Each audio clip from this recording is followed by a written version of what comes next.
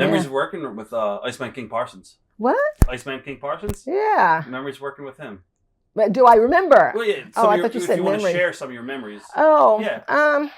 Well, I don't remember that much. I only remember I traveled in his van once with him and Savannah Jack, and we're going to another town, and he just had he was another person, and I hate to be so candid, but I'm trying to be as truthful as possible, but I'm not trying to hurt anybody. That's not what I'm trying to do. I'm just trying to share my experience. At that time, he was talking, and his conversation to me was kind of racist. And maybe he doesn't perceive himself that way. Maybe he's not. But I don't like being around people where they talk about color. You know, I'm mixed. So, you know, I've got different people on both sides of the family. But to have a conversation basically putting another race down and calling them certain names, I don't like that. So I was really uncomfortable riding in his van. That was the only time I was in real close company with him. So I didn't get a good taste for him. Not that he wasn't pleasant to me and treated me okay, but I remember he kept looking at me like he wasn't sure about me. So that's all I remember about him, and working with him in the ring. He was a good worker. What about Mad Dog Buzz Sawyer? He was a lot of fun. He was so crazy. Everyone says that about Buzz. Oh my gosh, yeah. He would run to the ring, and I'd have him on a chain, and he'd get in the ring and he would stomp around back and forth to the ring. And then when he'd get to working in the ring, I remember sometimes he'd get blood on somebody. He'd go over and bite the blood. He'd bite them in the head, and then he'd run and he'd spit it in the air, and he'd run and he'd catch it on the other side. And I would just crack up. He was a lot of fun. Really good worker, a lot of energy. Yeah. A lot of people don't even know this. I think he was like the stepbrother of Tommy Rogers, right? From the Fantastics. I don't know that. I think he was kept very quiet. I don't know. I know that he was my neighbor, and when I lived in Baton Rouge. I never heard that. Yeah, him and Tommy were stepbrothers, yeah. Wow. So, memories of working with Jake the Snake Roberts. Yes, I remember. Yeah, I remember working with him. Remember Another taking one. the DDT? Yes, I do. Yes, I do. Very famous angle in Mid-South. Yeah. Were you nervous about taking the DDT? No, I wasn't. Jake explained it, and the way he explained it, he's charismatic, but he also has a very calming way that he could talk. That's another aspect of his charisma. But he basically explained it, and it was so reassuring, and it was so simple. And then when you're doing live, it's like you mess up less. So it's no practice. He just basically talked through it, went out there, boom, said, I'm going to tap you in the back, kick your legs up, boom, you go down. Easy. And it was money angle too. Yeah, it was really. I think I really started to get into it at that time, because I remember I went up to Ken Mantell and I was like, hey, I'll actually gig myself. I'm like ready to get some blood. He's like, oh, no. We can't start any riots here. So I was ready to take it to the next step. Yeah. Who were some of the other girls in the locker room around this period of time? I believe Precious was there, right? Or Sunshine, I'm sorry. Yeah. Yeah. Yeah, Sunshine. Really good worker. Really good. I was just watching some old clips of her too.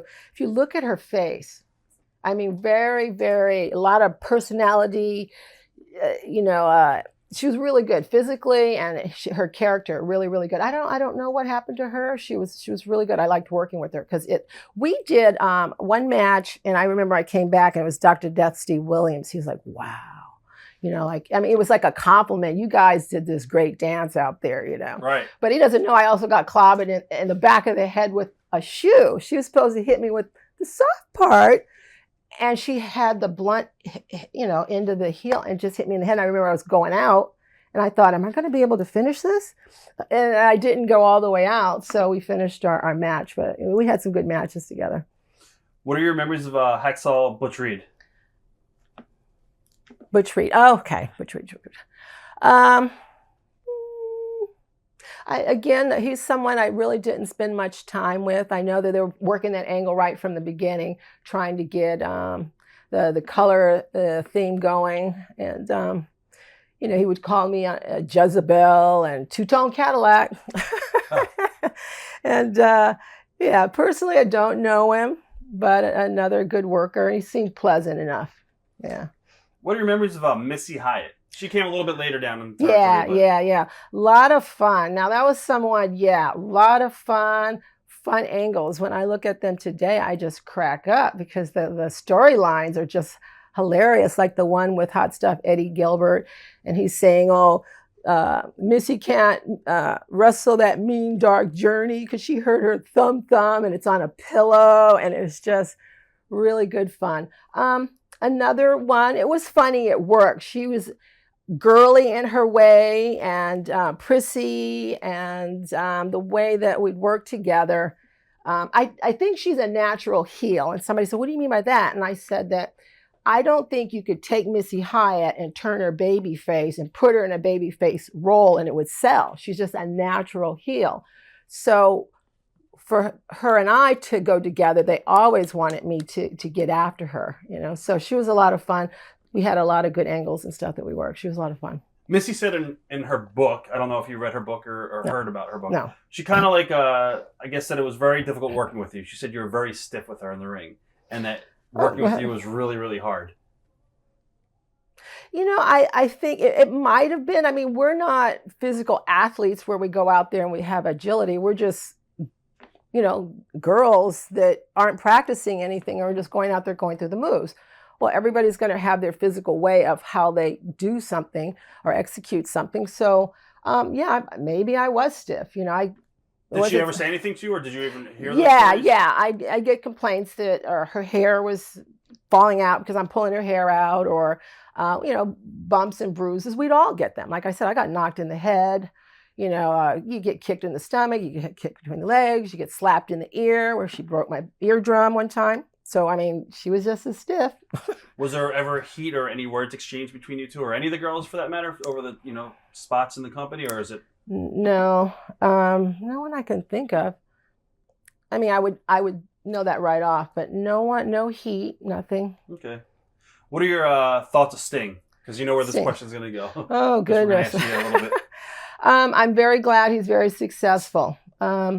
Someone else I really didn't get to spend a lot of time with. He had just come into the business with his partner at the time, tag team. Jim Hellwig, Ultimate Warrior. Yeah, the Ultimate Warrior. We did a lot of carpooling together, and he was from California, I was from California, so we had a lot to talk about. And I think at the time he had a Gold's Gym or something like that. So another one, I really don't know that much about him. He just kind of became successful because at that time I'd gone off, you know, meaning I was out of Mid-South Sports. Bill had sold a company. Watch thousands of exclusive shoot interviews right now on TitleMatchNetwork.com.